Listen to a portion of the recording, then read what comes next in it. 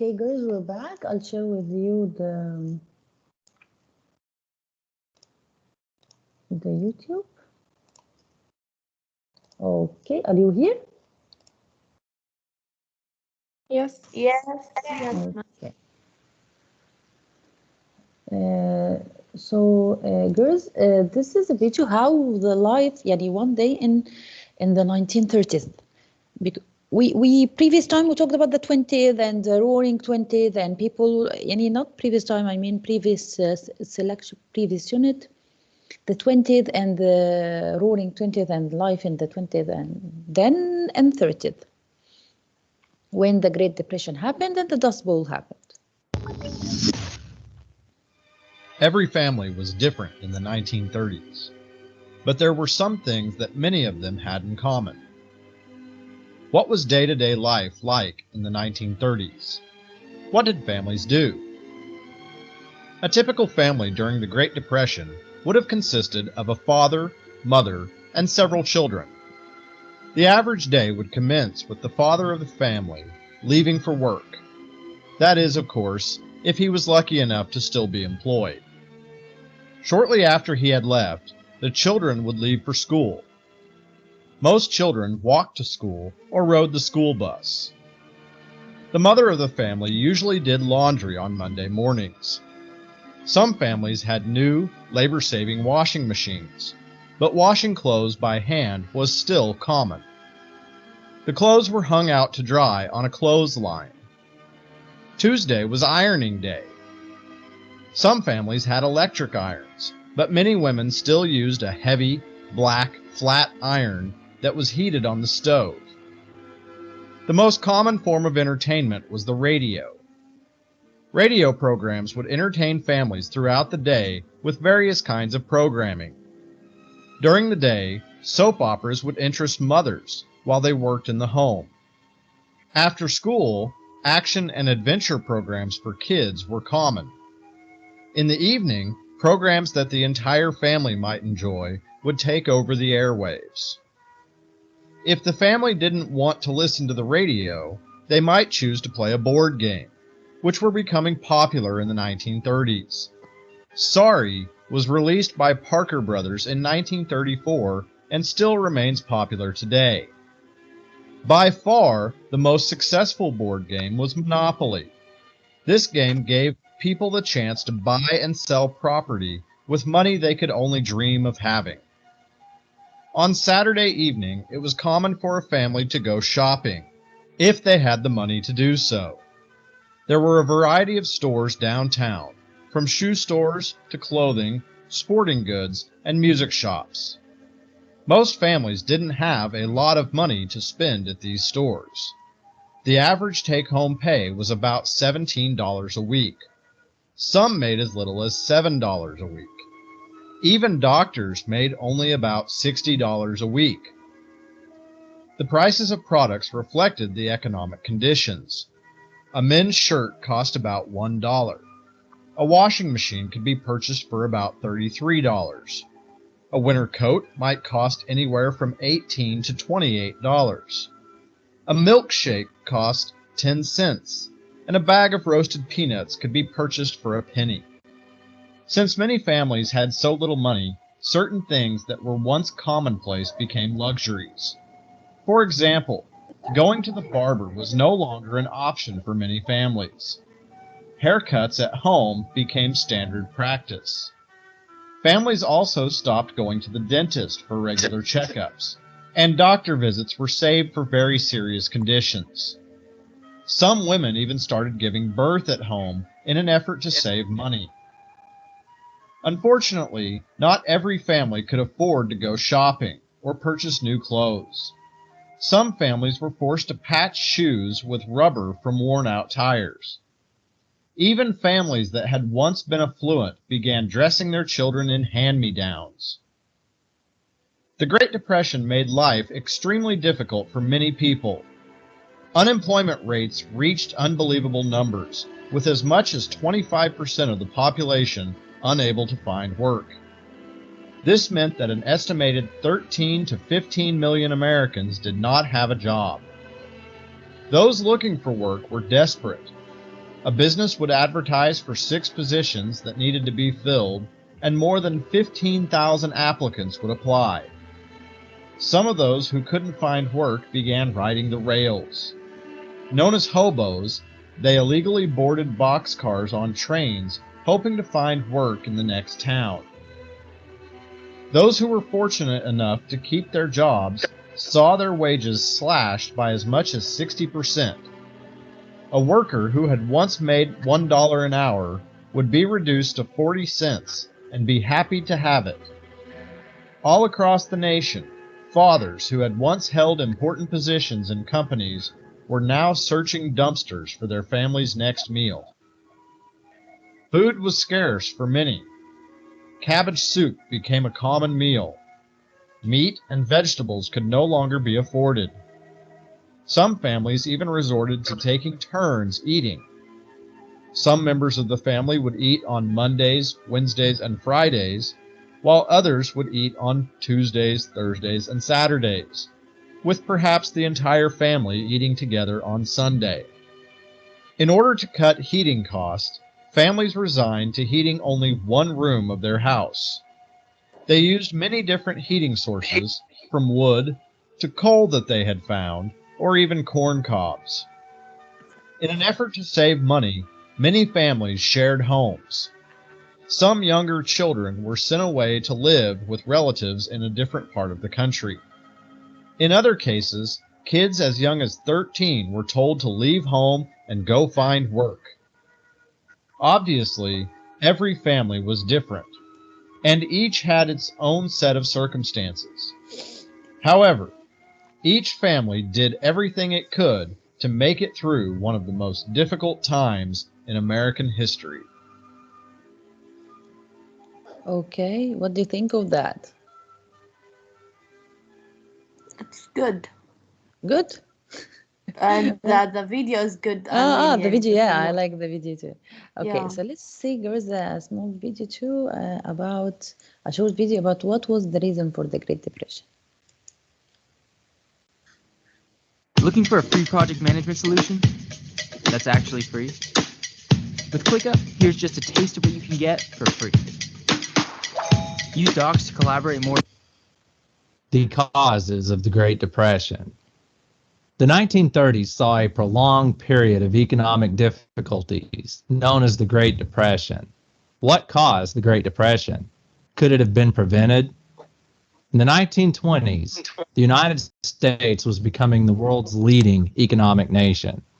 The European nations had been devastated by World War I, and America was prospering. The introduction of electricity to American homes had revolutionized day-to-day life. Electric washing machines, vacuum cleaners, irons, radios, and refrigerators were all in high demand. Increased advertising on the radio and in magazines only strengthened this desire for new devices. Advertisers were stressing to the American people that they just might be the last family on the block to have the latest, greatest product. Americans found themselves needing items that, just a few years before, did not even exist. Unfortunately for consumers, many of these items were far too expensive for the average person to buy. A family might have to save for years to purchase a washing machine or an automobile. This led to the development of installment buying, or buying on credit.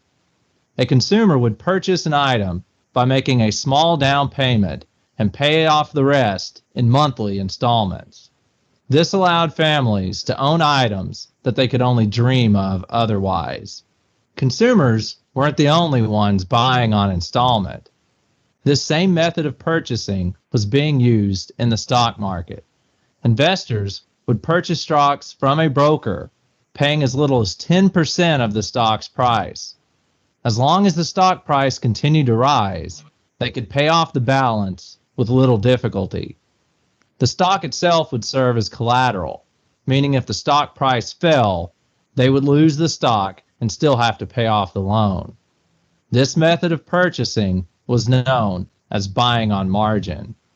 In the 1920s, more and more people were turning to the stock market as a method of making fast income.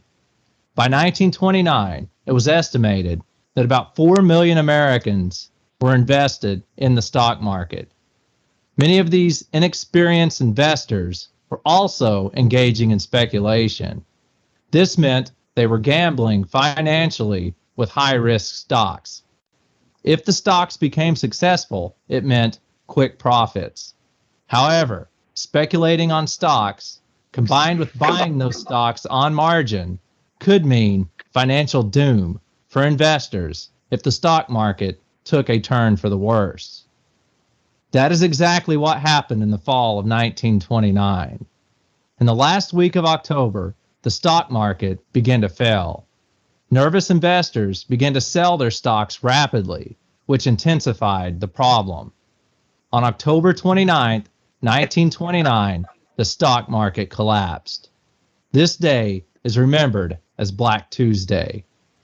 Banks were crippled by the stock market crash. In all, 641 banks closed by the end of 1929. More than 5,000 would close in the next several years. Many banks might have survived, but with so many closing, Americans panicked. They rushed to their own bank to withdraw their money, fearing it was about to shut down. This is known as a run on the bank. With no money to operate with, the bank was forced out of business. This cycle of disaster only continued. Once consumerism slowed, salespeople were laid off. Many who worked in manufacturing also lost their jobs or had their hours and pay severely cut. As the Depression deepened, millions of these employees were laid off. With no income, the average citizen could no longer afford to repay the debts they had incurred through buying on installment. Since no one was repaying their debts, this crippled even more businesses and financial institutions. The end result was millions more losing their jobs. You understand, girls, the Great Depression? Yes. Yes. Okay, this is the last video. I want to show you the Dust Bowl with the same videos. Or let's, this is, let's see this till I see you show.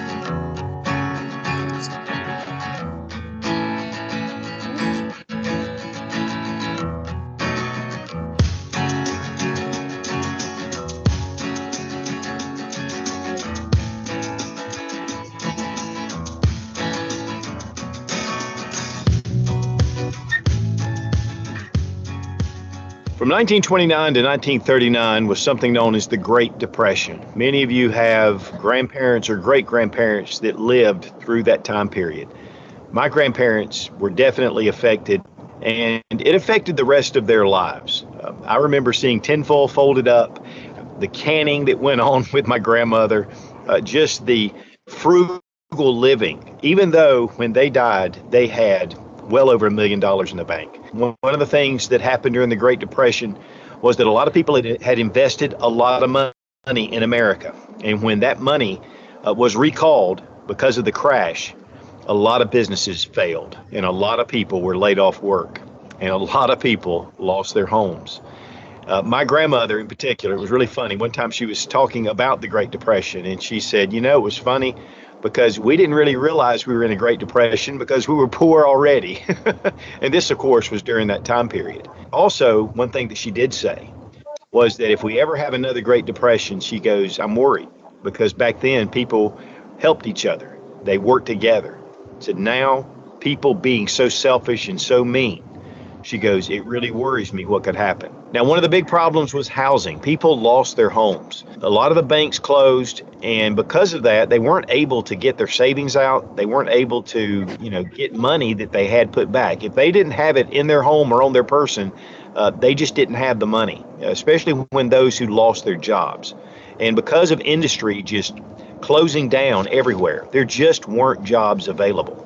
And so these people lost their homes, or a lot of families would move in together. They'd have moms and dads move in with their adult children, grandparents, aunts and uncles. I mean, the house would be full. But together they could survive by working together, doing their part in helping to pay the house payment. A lot of people slept in their cars and their trucks. A lot of people just went out and lived in tents and lean-tos. Power was difficult. A lot of places didn't even have power then. But paying the power bill was just an added expense. And it's one of the things that's a big saying is we had everything except money. And money makes the world go round. Now, one thing, especially during heat waves, when there was no power, people would take sheets, wet them, and put them up in the doorways. And as the wind blew through, it would cool off the room. Another thing is they would sleep outside at night in their lawns or in parks to stay cool. A lot of times when we say SHTF, we think of roving bands of bandits and, riots and civil unrest, which is definitely possible. But there always comes a point where life kind of settles back and things, like food, shelter, and clothing, are the essentials. Now, one of the problems was jobs. There just weren't any jobs. Factories had closed. There were a lot of people looking for work. Some people would just load up in their vehicles and drive wherever they had to find work. A lot of people would follow the harvest and would become really migrant workers. They would take their families around and go from location to location, just harvesting produce and vegetables or tending, livestock or whatever they could do to just be able to get that food and just pay the necessities just to live. It was a really bad time of hardship. It was really funny because a lot of farms in some areas just couldn't pay the workers because the food was going for so cheap. And because of that, large areas of crops just rotted, while people in other areas starved to death. That is one thing that if transportation were to come to a standstill, a lot of the country would be in big trouble, especially the urban areas. Being able to produce food is very difficult. Now, it was funny, a lot of people would go around and just do odd jobs, whatever they could do. Whether it was fix a fence, work on a door, fix plumbing, whatever it took. But the one thing is, the more skill that you had, the better your chance was to earn money. We all have different skills, but are those skills based on only technology? Learning those type skills to be able to have something to barter with. I'll repair your fence if you give me a dozen eggs. And when you're really hungry, that's a great deal. Now, children were also expected to find ways to earn money. In fact, no one was immune, except maybe the youngest, to go out and find odd jobs, maybe to collect things, maybe to find wild berries and fruits and things that were out in nature, gather up firewood to be able to sell it. There were a lot of things to do. A lot of people just went around and looked for things that were free. But one thing too is we're actually going more to a cashless society. Many of you don't even carry cash in your billfold because that credit card or that debit card is so convenient. But guys, I'll tell you, and I've said this in a number of videos, having some cash put back is just like, it's better than money in the bank. There it is, you have it, and if things go south, you're able to at least have something to rely on. And it'll at least give you some time. It kind of cuts down on the panic. I know during the Depression, my other grandmother, she used to cut hair just for a living. And people would come by and she would cut their hair, she would charge a little bit, and it would just give the family that much more money to be able to use for things that they needed. A lot of ladies went and started cooking meals for workers. And so the workers would come by and pick up the meals and pay her, and then they would be able to, again, help their family and to be able to get by. Now, because the Depression lasted 10 years, clothing began to be worn and tattered. Being able to put patches on clothes. Here. Okay, this is the last one I want to show you about the Dust Bowl.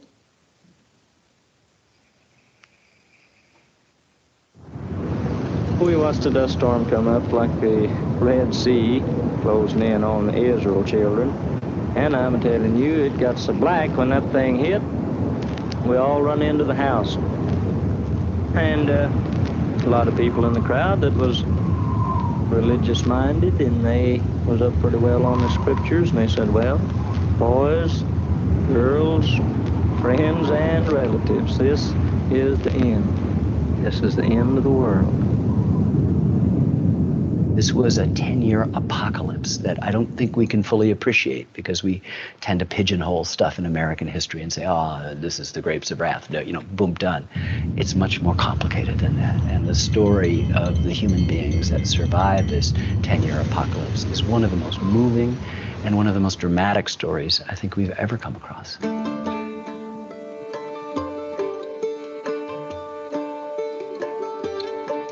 This project was born 2 decades ago. Dayton Duncan wrote a marvelous book called Miles from Nowhere, in which he visited many of the least populated counties, some of which are in no man's land, what became the Dust Bowl. I met a number of people who told me these incredible stories about the dust being so bad that they would huddle in the shacks of their homes with claws over their face. And they were just incredible stories, both in terms of an environmental story, of human folly, but also of human courage and suffering and perseverance. So that got me interested in it at first, and then a lot of other things, you know, intervened, other films, other stories. But it was always on the list of films that I was hoping that Ken and I would get around to doing. It's the testimony of more than 24 human beings who lived through it, who survived the greatest man-made catastrophe, environmental catastrophe in American history, superimposed over the greatest economic cataclysm in world history, the Great Depression. First of all, this was a 10-year drought, so that was a longer than normal drought. It just didn't let up. It just started and kept on going. It was a harmonic convergence of bad things, of a badder than usual drought, hotter than usual temperatures, and more soil exposed for the first time than ever before in history, due to both bad farming practices and, you know, human nature, thinking that they could make a quick buck. And all those things combined to make it just hell on earth. All the birds, everything was flying south. We could see this thing rolling in. And my brother told me he thought the end of the world was coming. Well, of course, that scared me half to death, and I wasn't so sure about it. We've been working on this project now for several years. I still can't fully comprehend what it must have been like to be in one of these black blizzards. Towering mountain ranges coming at you more than a mile high, sometimes 200 miles wide, that could blot out the sun and make it inky black during the day, where you couldn't even see 3 or 4 feet in front of you, that there was not a safe place from the dust. If it was one that was blowing more of a sand blow, as they were sometimes called, that would be closer to the ground, and these grains of sand, people would say, could strip the paint off of your car. Obviously, if you're out there and exposed to it, it could hurt like hell when it hit you. If you went inside, newspapers sold special gum tape to put around the edges of your windows and under your doors and other things to try to keep this dust from getting in. Nothing worked entirely. Before these storms happen, there's an incredible phenomenon that builds up a lot of energy, a kind of static charge. I can remember feeling it in my hair. It's just kind of like your head tingles or something, you know. Your hair just kind of wiry.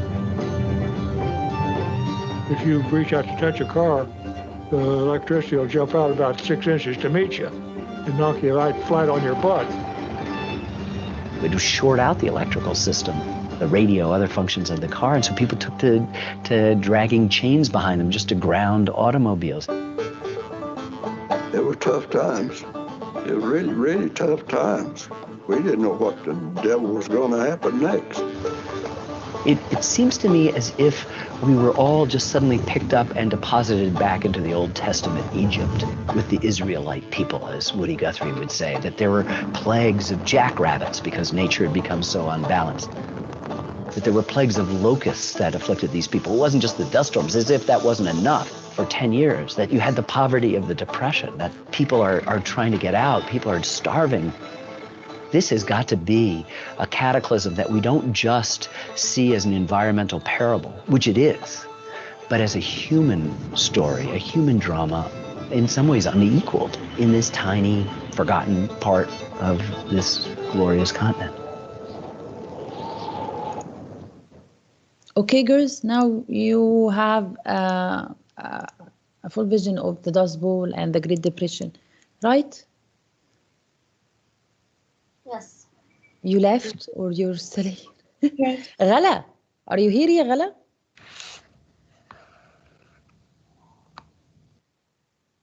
Okay. So Ghala, your name is written, but you don't answer me since we started the new term.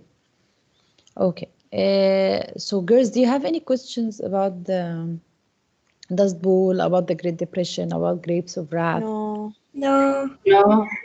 Are you sure, all of you? Yes. Yes. You slept through the videos? You slept? بس يعني شوفي لأكون صريحة yes يعني I was sleepy. I didn't sleep. I was sleepy. But this يعني I saved the videos for you because they were nice. They were nice. And they talked about the Dust Bowl with the Great Yes, when you see Depression the and videos the- yourselves, when you see people, when you see hunger in their eyes, when you see the conditions. So I Yes, think they were I thought, sad. And they Yes. were surviving. They were trying to survive. yes. So I played these videos for you to help you get to know more about the idea, the theme, everything. Yes. Yes, who said Miss I Nada? want to know, how did they get out of the depression? After the Great Depression? I'll Yeah, show like, how did they get out, and how did they move from being poor and on the streets to like gaining money again? Here is it. I'll show you. Great question, Egypt. We have here, we have this video and we have this video. But this is, wait.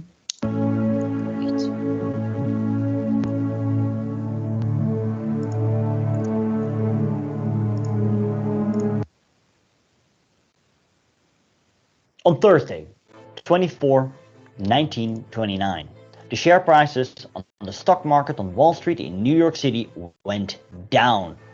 This kicked off an economic recession, and this became an economic depression in the following years, which spread to the whole world. But how did actually the Great Depression came to an end? That's what you're going to find out today.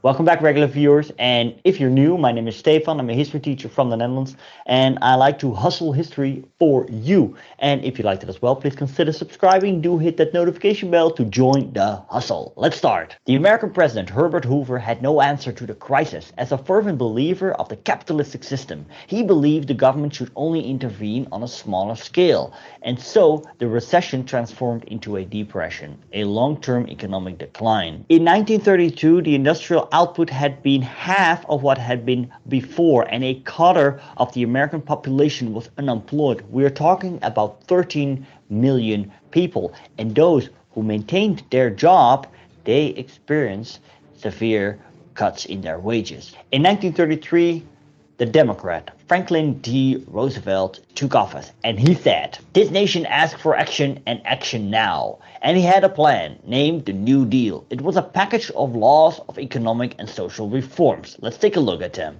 There was the Agricultural Adjustment Act, which provided subsidies for farmers who wanted to limit their production. There was a National Industrial Recovery Act, where different sectors of the economy made agreement with the government to combat overproduction and better working conditions, so-called codes of fair competition. And then there was the National Recovery Act. It established an organization to carry out the goals of the NIRA. Many hardline capitalists think of business owners. They were against this, and they accused Roosevelt of being a communist, and they spoke of the Red New Deal. The Supreme Court of the United States declared the NIRA unconstitutional. Roosevelt, on his turn, tried to give the court new members who would support his plans.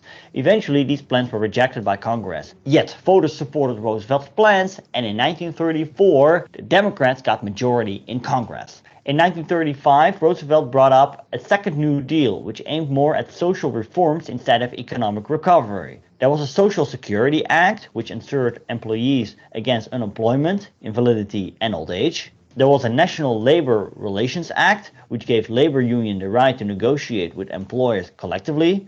There was a Works Progress Administration, which set up projects for the unemployed, and the Housing Act to improve living conditions and to abolish slums. From 1937, the New Deal was halted. Austerity measures made the successes of the first New Deal obsolete.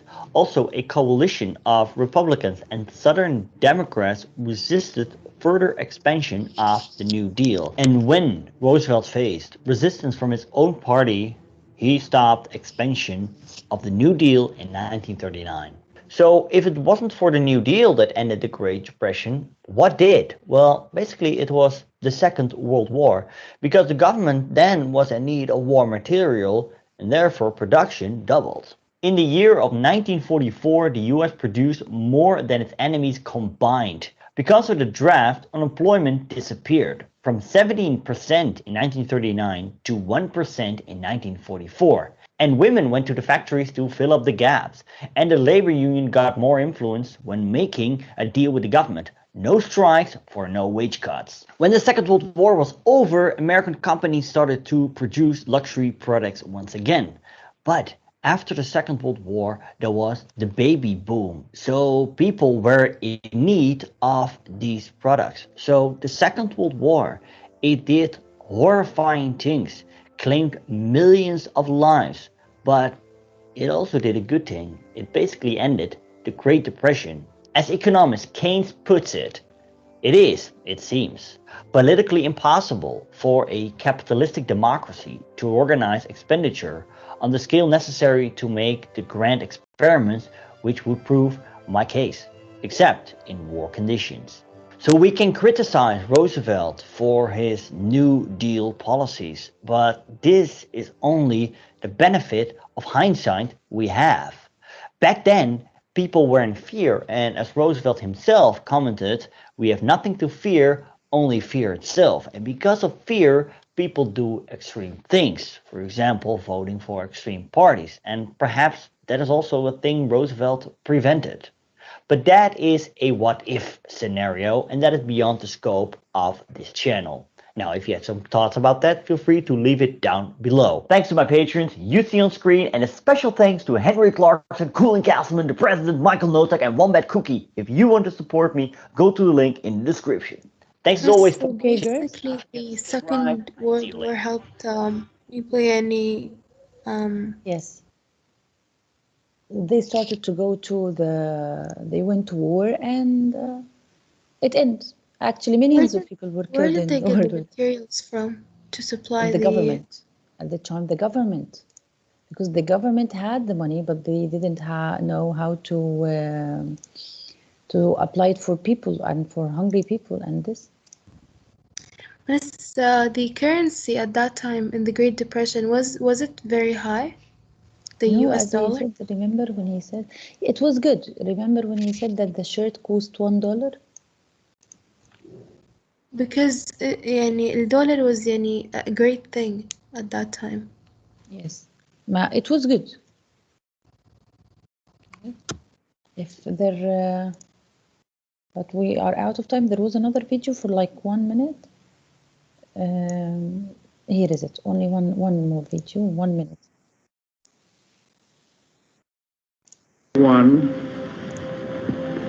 A date which will live in infamy.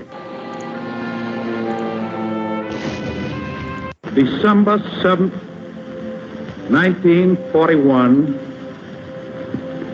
A date which will live in infamy.